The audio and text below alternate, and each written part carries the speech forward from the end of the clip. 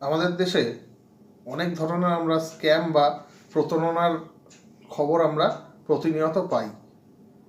এই ডায়াবেটিস নিয়েও বেশ কিছু স্ক্যাম বা মিথস বা ভ্রান্ত ধারণা আমাদের সবার মধ্যে ছড়িয়ে আছে।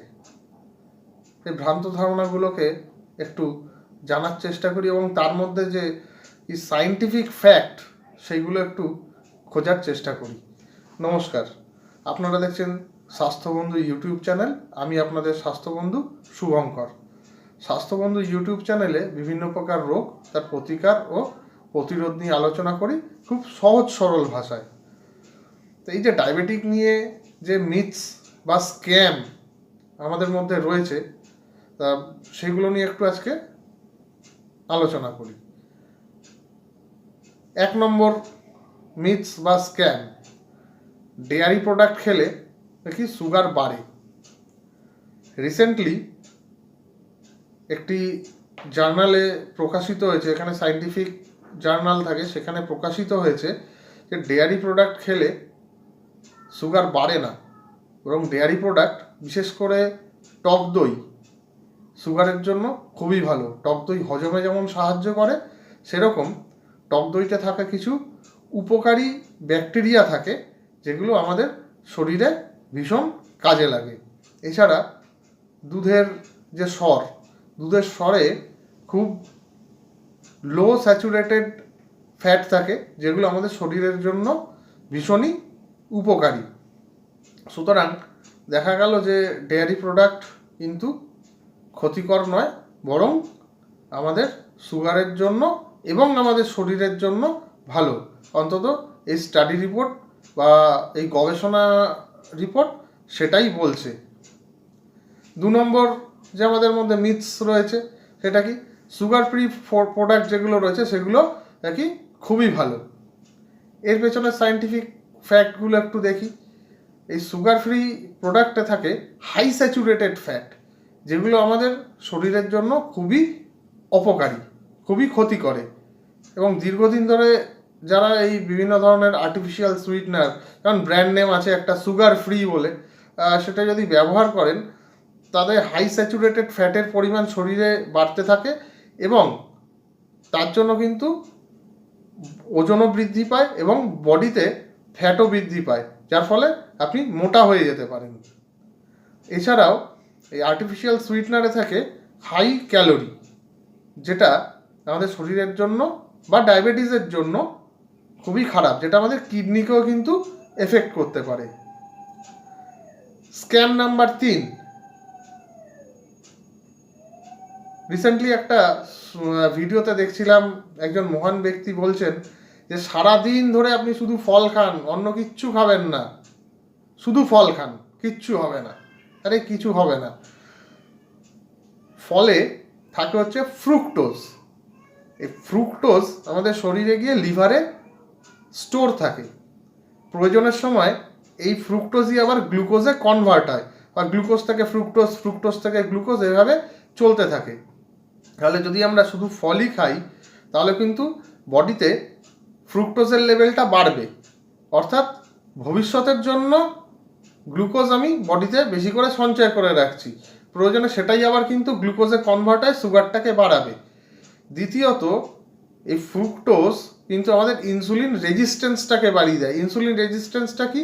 ইনসুলিন এবং গ্লুকোজ বাইন্ড করতে পারে না, যার ফলে ইনসুলিনও ফ্রি ঘোরাফেরা করে, আবার গ্লুকোজও ফ্রি ঘোরাফেরা করে, যার ফলে গ্লুকোজটা ভাঙে না।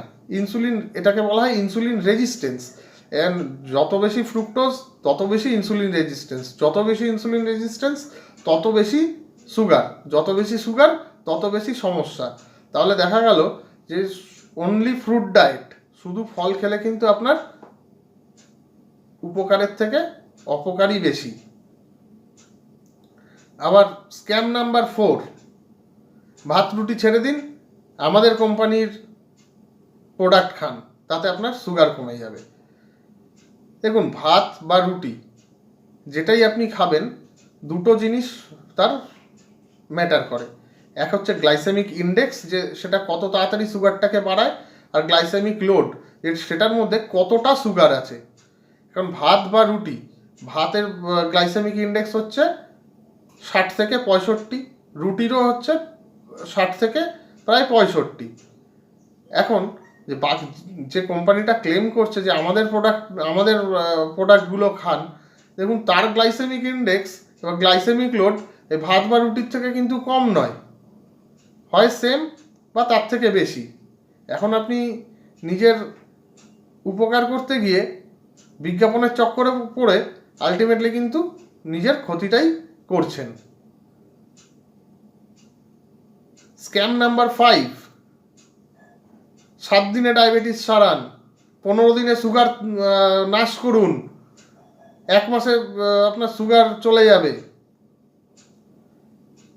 বা অমুক ডাক্তার আবিষ্কার করেছে নতুন একটা জিনিস যেটা খেলে আপনার সুগার 15 দিনে সেরে যাবে। এগুলো কোনো সায়েন্টিফিক ব্যাখ্যা নেই। তার কারণ হচ্ছে ডায়াবেটিস রিভার্সাল হয় না। ডায়াবেটিস কন্ট্রোল করা যায় কিন্তু রিভার্স করা যায় না। কোন কোন ডায়াবেটিসগুলো রিভার্স হতে পারে, আমি একটা ডায়াবেটিস কি কেন হয় তার প্রতিকার নিয়ে একটা ভিডিও করেছি, সেখানে আপনি ডিটেলস সব পাবেন যে ডায়াবেটিস কেন হয়, কিভাবে প্রতিকার করবেন, সেই ভিডিওটা আপনি চাইলে দেখতে পারেন। এখন ডায়াবেটিস অনেকগুলো কারণে হয়। যদি বিটা সেল ড্যামেজ হয়ে গিয়ে থাকে সেক্ষেত্রে তো ডায়াবেটিস রিভার্স হয় না। বা ডায়াবেটিস রিভার্সাল কি যদি লিভারের কোনো সমস্যার জন্য ডায়াবেটিসটা বেড়ে থাকে, লিভারের সমস্যাটা ঠিক করলে কিন্তু সেই ডায়াবেটিসটা আমরা রিভার্স করতে পারি। যদি হরমোনাল কোনো কারণে ডিস্টারবেন্সের জন্য সুগারটা বেড়ে গিয়ে থাকে, হরমোনালটা আমরা ব্যালেন্স করে দিলাম, সেক্ষেত্রেও কিন্তু সেই ডায়াবেটিসটা রিভার্স হতে পারে। আরেকটা ডায়াবেটিস হয় যেটা জেস্টেশনাল ডায়াবেটিস, অর্থাৎ একজন কোনো মহিলা যখন গর্ভবতী হয় সেই সময় হরমোনের তারতম্যের জন্য তার সুগারটা বেড়ে যায়। আবার যখন একটা বাচ্চার জন্ম হয়ে যায়, প্রেগনেন্সি শেষ হয়ে যায়, তখন আবার কিন্তু সুগারটা সেই জায়গায় চলে আসে। এইটাকে আমরা রিভার্স করতে পারি, কিন্তু টাইপ 2 ডায়াবেটিস, টাইপ 1 ডায়াবেটিস এইগুলোকে আমরা রিভার্স করতে পারি না, কন্ট্রোল করতে পারি। সুতরাং এই বিজ্ঞাপনের চক্করে পড়ে আপনি সেই কোম্পানির প্রোডাক্ট ব্যবহার করলেন, খেলেন, আলটিমেটলি কিন্তু আপনি আপনার নিজেরই ক্ষতি করছেন। আজকের দিনে সবথেকে পাওয়ারফুল জিনিস কি জানেন? নলেজ। আপনার নলেজ যত বেশি থাকবে আপনি তত বেশি পাওয়ারফুল। তাই স্বাস্থ্যবন্ধু ইউটিউব চ্যানেলের সাথে যুক্ত থাকুন, আপনি আপনার নলেজ বাড়াতে পারবেন। আর আপনি যত আপনার নলেজ বাড়াতে পারবেন আপনি তত পাওয়ারফুল হতে পারবেন। এই বিজ্ঞাপনের চক্করে পড়ে আপনি যেন না ঠকেন। এই বিজ্ঞাপনের চক্করে পড়লে আপনার কিন্তু সর্বনাশ। তাই সত্যিটা জানুন, সায়েন্সটা জানুন, তারপরে আপনি আপনার সিদ্ধান্ত নিন। সকলে ভালো থাকুন, সুস্থ থাকুন, আনন্দে থাকুন। নমস্কার।